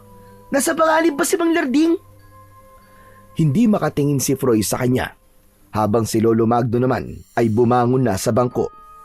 Napahagulgol ng iyak si Froy, kaya naman wala na siyang nagawa kundi ang hilahin ng kaibigan papasok sa loob ng bahay at mabilis na isinara ang pintuan. Naiwan ang mga aswang na tibal sa labas ng kanilang bakuran. Tila ba naghihintay lang ang mga ito sa senyas ng pinuno. Ano ba, tol? Sagutin mo ang tinatanong ko sa'yo. Mabuti naman at nakabalik ka na, Apo. Dumating na ang kinatatakutan natin. Ang manaigang kasamaan para muling pabagsakin ang may tangan ng mutya ng mata ng kuwago. Teka, sandali lang po, Lolo Magno. Pambihiraan naman, oo. Hindi ko po kasi kayo maintindihan eh. Tama ba ang hinala kong isa sa mga aswang na nasa labas ay si Mang Larding? Froy, sumagot ka! Ang malakas na paghagulgol ni Froy ay sapat na para sabihing totoo ang kanyang hinala. Si Mang Larding, natatay ni Froy, ang sinapian ng kulay itim na usok ng laman lupang isinumpa.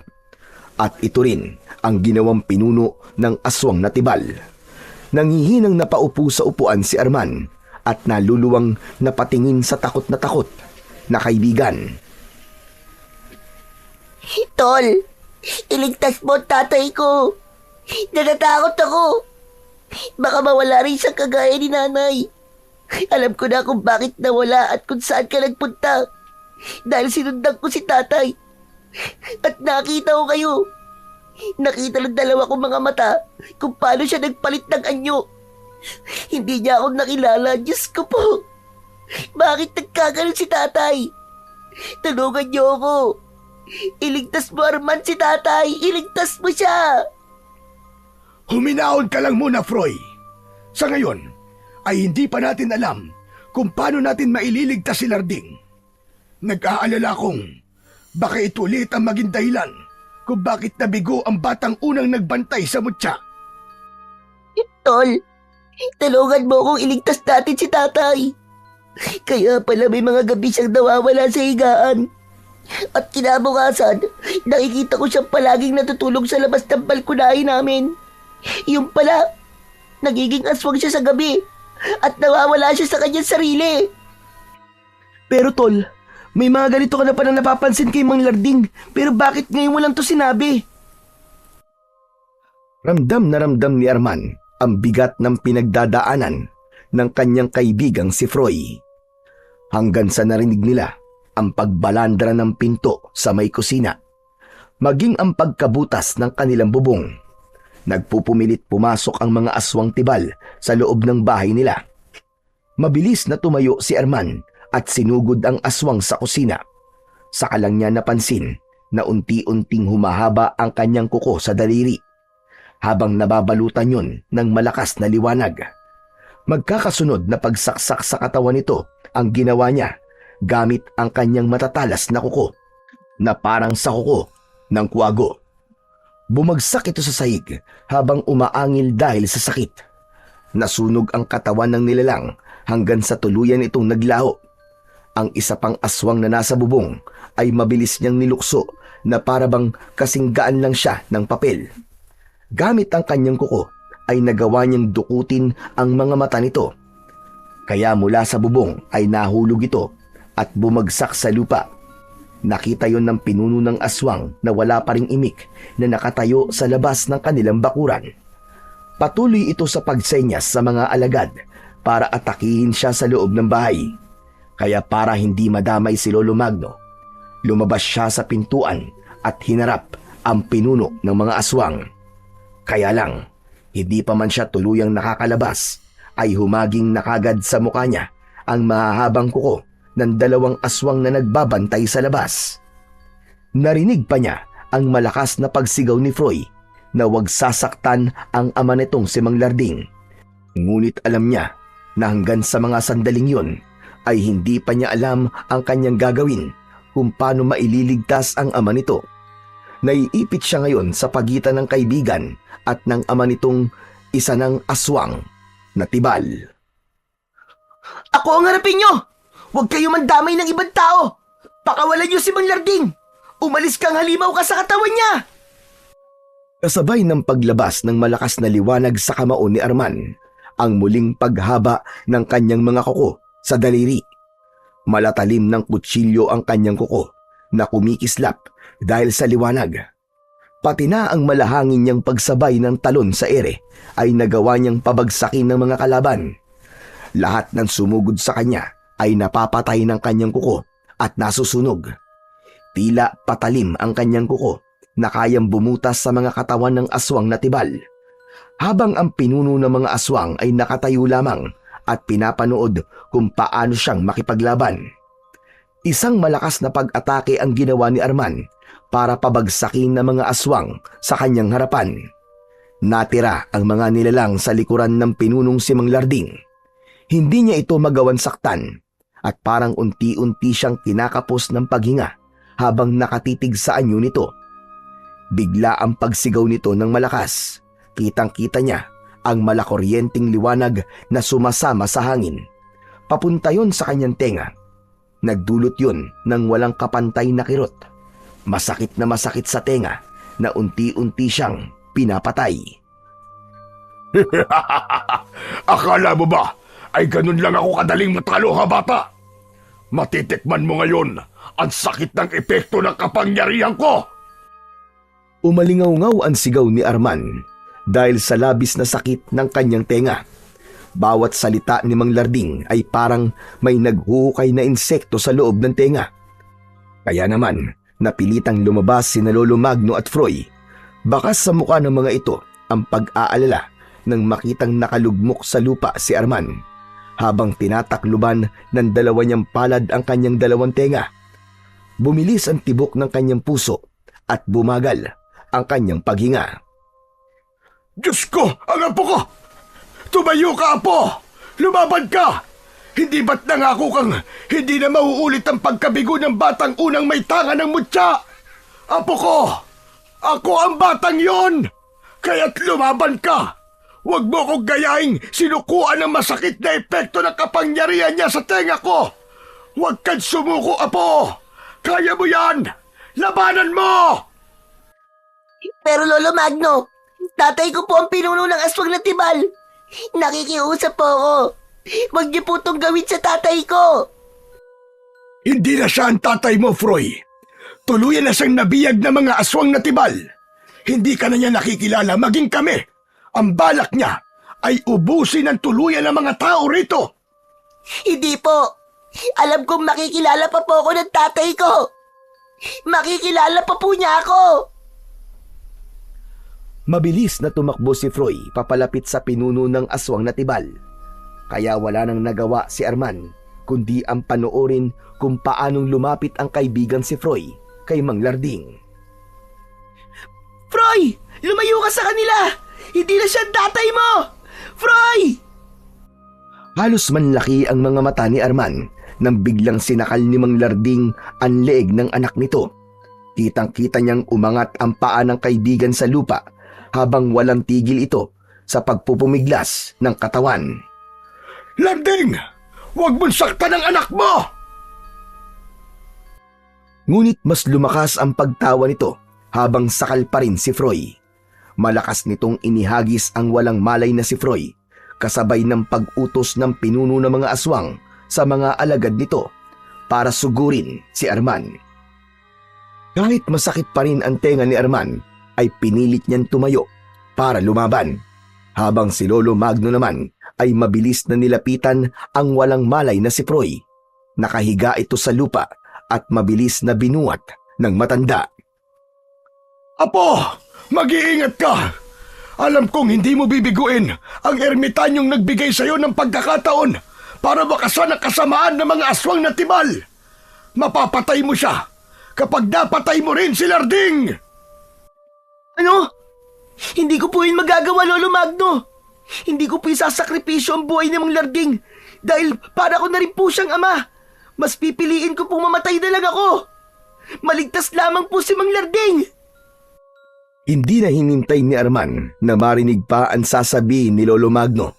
Siya na ang sumugod sa mga kalabang aswang na tibal habang pilit na nilalabanan ang kapangyarihan ng kalaban. Nagsimulang lumabas ang kulay dilaw na liwanag sa kanyang mga mata at nakita niya ang daan-daan na mga kuliglig na nakadikit sa katawan ng puno. Matalim niyang pinagmasdan ang mga ito gamit ang kanyang mga matang tila nagbabagang apoy dahil sa malakas na liwanag. Parang may kung anong malakas na puwersa ang nagturo sa kanya kung paano niyang malalabanan ang kapangyarihan ng pinuno ng mga aswang na tibal. Tumalim ang titig ni Arman sa mga kuliglig na parang inuutusan niya ang mga ito na lumikha rin ng malakas na paghuni upang makontra ang kapangyarihang taglay ng pinuno. Bumuka ang pakpak ng mga kuliglig na parabang naririnig nito ang ibinubulong ni Arman sa hangin. Kasabay ng pag-atake niya ay tila nauutusan ng mahiwaga niyang paningin ang mga kuliglig at sabay-sabay ang mga ito sa paghuni. Ang nabingi ay ang mga aswang na tibal. Umalingaw-ngaw ang sigaw ng mga aswang habang nakaluhod sa lupa at namimilipit din dahil sa matinding sakit. Nagtagumpay siya sa naisip niyang paraan. Ngunit ang ilang aswang ay patuloy sa pagsugod sa kanyang kinatatayuan. Isang malakas na pagkalmot sa mukha ng isang aswang ang ginawa niya. Bumagsak ito sa lupa habang nagkikikisay ang katawan. Kasunod ng pagkalat ng malaapoy na sugat hanggang sa tuluyang tinupok ng apoy ang katawan nito. Sumama sa hangin ang naaabong katawan ng aswang na tibal. Anong ginagawa mo? Hindi maaari! Itigil mo ang paghuni ng mga kuliglig! Itigil mo! Tama na!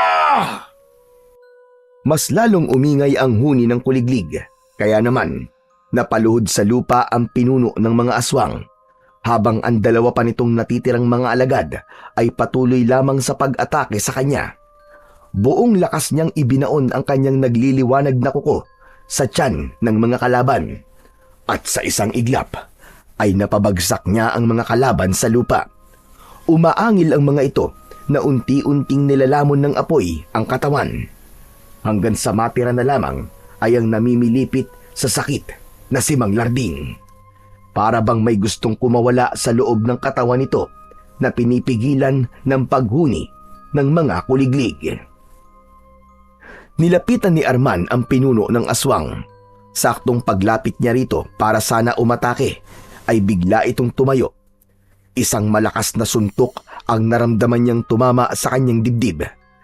Pasadsad siyang bumagsak sa lupa habang ang ingay ng kuliglig ay nananatiling nangingibabaw sa buong paligid. Tila nararamdaman niyang ang kahinaan ng aswang ay nasa huni mismo ng mga kuliglig. Dahil natatandaan niyang dito kumukuha ng enerhiyang magbibigay ng lakas sa mga ito. Ngunit kung ito ay magsasabay-sabay ang paghuni, kabaligtaran ang makukuha nilang enerhiya mula rito. Babawiin ito ang lahat ng nahigop na enerhiya ng pinuno ng mga aswang. Mabilis siyang bumangon at gumanti rito ng pagsipa sa dibdib. Bumagsak ito ng pasadsad sa lupa. Saktong nagpakita si Lolo Empoy ang paglabas naman ng kulay itim na usok sa katawan ni Mang Larding. Nagpapalit-palit ang anyo nito sa dalawang itsura. Itsura ni Mang Larding at anyo ng aswang. Tila nagtatalo ang dalawang nilalang sa loob ng nag-iisang katawan, habang hawak ang ulo ni Mang Larding dahil sa masakit na epekto ng ingay ng kuliglig. Magaling! Nagawa mo, Arman! Nasa kuliglig ang kanyang lakas at kahinaan. Ikulong mo sa iyong palad ng kulay itim na usok. Saka mo saksakin gamit ang iyong kuko. Saka mo lang siya mapapatay. At maililigtas mo naman ang buhay ni Larding. Mabilis na lumapit si Arman sa nakaluhod na si Mang Larding. Nakita niya na natatalo ng ingay ang kulay itim na usok sa loob ng katawan ni Mang Larding. Naramdaman niya na parang mala-aspalto ang kulay itim na usok na lumalabas sa katawan nito. Lumiwanag ang kanyang paningin at hindi inaalis ang pagkakatitig niya sa usok. Ikinulong niya yon sa kanyang palad. Paulit-ulit niya yung sinasaksak ng kanyang mahahabang kuko. Kahit nasusugatan siya, ay itinuloy niya ang kanyang pag-atake sa kulay itim na usok na nasa kanyang mga kamay.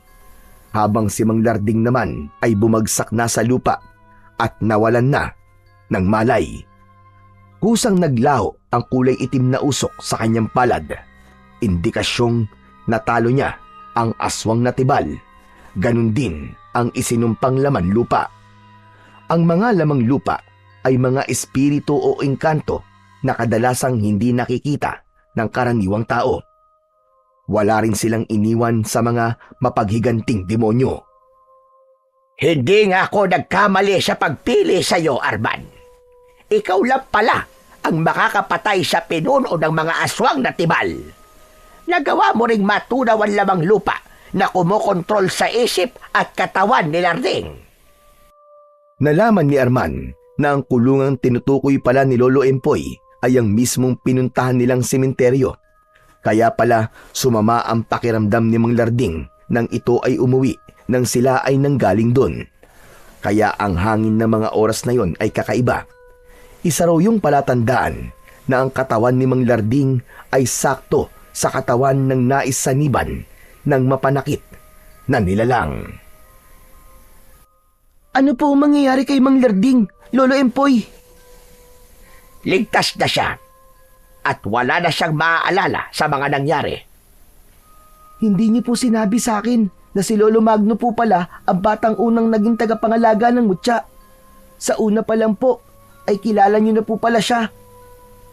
Kaya nga ikaw ang sumunod sa kanya. Dahil nananalaytay talaga sa iyong mga ugat ang tunay na tagapagbantay ng mutya ng mata ng kwago. Nagamit mo ang kanyang taglay na kapangyarihan, ang kakayahang kayang magbigay ng utos sa mga insekto sa pamamagitan ng iyong nagliliwanag na mga mata. Maya-maya pa ay lumabas si Lolo Magno kasama si Froy na umiiyak. Ang buong akala ng kaibigan ay napatay niya ang ama nito. Arman! Grabe ka! Anong ginawa mo sa tatay ko? Pinatay mo ba si tatay, ha, Arman? Magsalita ka! Tol, huminahon ka lang. Nagkakamali ka. Buhay pa ang tatay mo, buhay pa si Mang Larding. At hindi ko isasakripisyo ang buhay ng tatay mo. Ano ka ba? Para ko na rin siyang tatay. Para na kitang kapatid. Para ko na kayong pamilya. Diyos ko, Arman. Ang akala ko talaga pinatay mo na siya eh. Maraming salamat, tol, ha. Tunay nga kitang kaibigan. Sus, nagdrama ka pa. Ikaw lang naman ang totoong unang naglihim eh. Akala ko ba magkaibigan tayo? Pero inilihim mo sa akin ang mga napansin mo kay Mang Larding. Oo nga, tol eh. Pasensya ka na, ha. Tatay ko pa rin kasi siya kahit sinapian pa siya ng demonyo. Hindi ko pa rin maiiwasan ang hindi mag-alala at matatakot sa maaaring mangyari sa kanya. Tol, patawarin mo ako, ha. Kung di ako nagtiwala sa'yo. Kung naglihim ako sa'yo, tol. Nakikita ko sa inyong dalawa na higit sa magkaibigan ang turingan nyo sa isa't isa. Kaya naman, may magandang naidulot kay Arman ang pagkakaroon ng mutya ng mata ng kwago. O paano? Kailangan ko nang umalis. Kailangan din na malaman ito ng aking amang hari. Isa itong tagumpay para sa aming kaharian. Dahil hindi kami binigo ng bagong tagapangalaga ng mutya sa pagpatay sa aswang na tibal. Panatilihin ninyo ang pagiging mabuting tao at huwag na kayong manguhuli ng kuliglig. Nagkakaintindihan ba tayo? Lolo Empoy, ako to, si Magno, ang unang batang nabigo sa paggamit ng mutya. Alam kong ikaw yan, Magno. Hindi ka nabigo. Sa halip, ang tagumpay ni Arman ay higit mong tagumpay laban sa mga aswang. Dahil ginawa mo ang lahat ng makakaya mo para mawala ang kalaban. At nagtagumpay ka naman. naibalik mo sila sa kanilang kulungan. Pero ngayon, napatay na siya ni Arman, kaya wala nang dahilan para malungkot ka. Wala nang gagambala sa inyo. Ligtas na ang buong baryo. Saktong pag-alis ni Lolo Empoy, ang paggising naman ni Mang Larding. Katabi ang umiiyak niyang kaibigan na si Froy. Hawak ni Mang Larding ang ulo nito at nagtataka kung bakit nasa harapan ito ng bahay ni Lolo Magno. Aba, nasan ako? Bakit nandito ako? Saka, ano to? Bakit may sugat ako sa muka? Ano ba nangyari sa akin, ha, Froy? Nag-aalalang napatingin si Froy sa gawi ni Arman. Tila nagpapasaklolo ito sa kanya kung ano ba ang sasabihin nito sa kanyang ama. Kaya naman, siya na ang gumawa ng paraan para mawala ang pagtataka sa isip ni Mang Larding. Kasi po, ganito po yun, Mang Larding.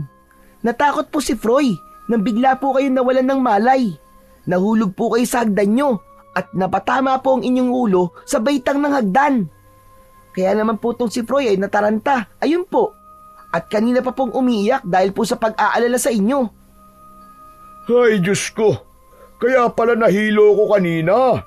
Hindi ko alam na nawalan pala ako ng malay. Teka. Bakit naman namumutla itong si Tatay Magno? Paanong hindi ako mamumutla? Akala namin patay ka na. Abay, masamang damo Matagal ako mamatay, Tatay Magno. Tay, marami pong salamat at buhay pa po kayo. Nakaligtas po kayo, Tay. Mahal na mahal ko po kayo. Abay, Diyos ko tong batang ito. Para naman akong mamamatay na talaga. Nakita mong buhay na buhay ako Kung ano-ano sinasabi mo. Alalayan mo na nga lang ako tumayo at masakit ang katawan ko. Parang pinagulong mo lang yata ako sa lupa para makarating dito Aray, ang sakit. Napahagikgik na lamang ng tawa si Arman sa sinabing yun ni Mang Larding habang inaalalayan nila itong pumasok sa loob ng kanilang bahay. Mas lalong nagtaka si Mang Larding nang makita ang dingding at bubong ng bahay ni Lolo Magno dahil nasira yun at nawasak ang bubong. Kaya naman, todo ang palusot ni Lolo Magno upang hindi na maghinala pa si Mang Larding. Ako may gawa niyang kanina. Naisipan ko kasing mag-ayos ng bubong. Ayun, sa katarantahan ko, yan tumagos ako sa bubong. Kaya yan nabutas. Napuno ng tawanan ang loob ng bahay ni Lolo Magno sa mga sinabing yun ng matanda. Kaya naman, nag-alok ng tulong si Mang Larding na siya na ang mag-aayos nun bukas kapag maayos na ang pakiramdam nito. Si Froy naman na walang imik habang hawak ang kabilang braso ng ama ay nagawang pandilatan ng mata ni Arman upang sakyan ni Froy ang lahat ng kanilang mga sinasabi. Sapat nang sila lamang ang nakakaalam sa totoong nangyari sa loob ng bakuran ni Lolo Magno. Nang makaupo ng tuluyan sa bangko si Mang Larding, ay kagad naman na kumuha ng tubig na maiinom si Lolo Magno, Froy at Arman. Halos magkakasabay silang uminom ng tubig. Grabe Para kayong hindi nakainom ng tubig sa loob ng 5 araw Ay nako, kaya pala sama ng pakiramdam ko kahapon. Ay, makakatulog pala ako ng mahaba. Kailangan ko na siguro magpagamot sa doktor kasi napapadalas na ang pananakit ng ulo ko, kasunod ng hilo. At kapag nagigising naman ako, nasa ibang lugar ako. Madalas sa labas ng bahay ako natutulog. Tapos ngayon naman, sa loob naman ng bakuran niyo ako nagising. Mabuti pa nga at magpatingin ka na sa Dr. Larding. Ingatan mo ang sarili mo. Kawawa naman si Froy. Grabe ang takot niya kanina Sus, Tatay Magno. Kapag maganda naman na ang pakiramdam ko, magpapasaway na naman ang batang to sa akin. Hindi na po, Tay. Magpapakabait na po kami ni Arman. Di ba, Tol? Ha? Oo naman. Sabay ngiti ni Froy sa kanya bilang pagtanaw ng utang na loob at pasasalamat nito sa kanya. Maya-maya pa ay nagpaalam na ang mag-ama at naiwan silang dalawa ni Lolo Magno. Matagal na namagitan ang katahimikan sa pagitan nila hanggang si Lolo Magno na ang unang nagsalita. Pasensya ka na, Apo. Hindi ko sinabi sa iyo ang totoo na ako ang batang ikinikwento ko sa iyo. Hanggang ngayon ay nahihiya pa rin akong pag-usapan ang kabiguan ko noon. Wala naman po akong sama ng loob sa inyo, Lolo Magno eh. Kahit po ako kanina ay nagulat din sa kakayahan ng aswang. Mabuti na lamang po at bigla kong naalala ang sinabi ni Lolo Empoy tungkol sa kuliglig. At dahil po doon, natalo ko po ang pinuno ng mga aswang. Tagumpay po nating dalawa to. Kaya wag na po kayo malungkot. Napatunayan ko po na tama po ang sinabi nyo na darating po pala ang isang araw ng insektong akala